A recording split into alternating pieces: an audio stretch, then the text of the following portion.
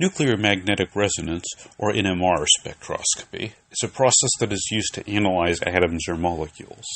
It's a process used even here at Ohio Northern by those studying forms of chemistry.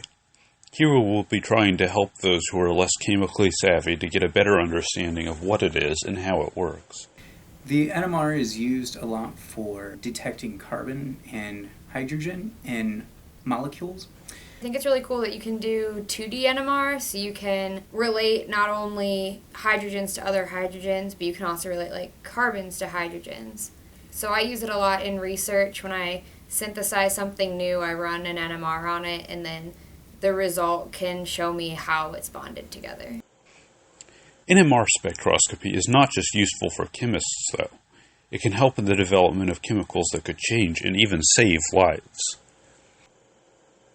There's something called stereoisomers, which are compounds that are only different with respect to one bond, arranged around a center.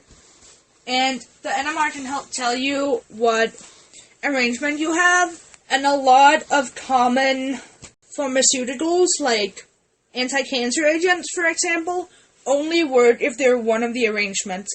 So using the NMR and doing variations in your process can help tell you how to make the highest amount of the one you want, so you can fight more cancer.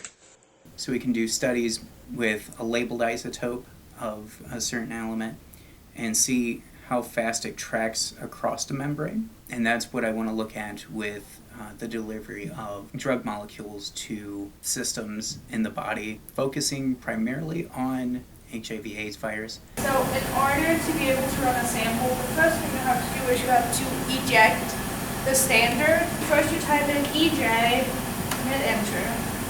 And then you get to over here and the sample pops up.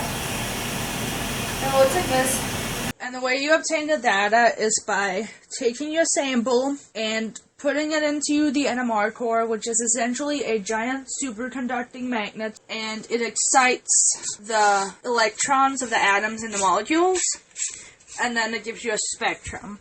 So once you have the spectrum, you start by finding the solvent peak. The solvent is whatever liquid your compound is in, and you calibrate your spectrum to the solvent peak.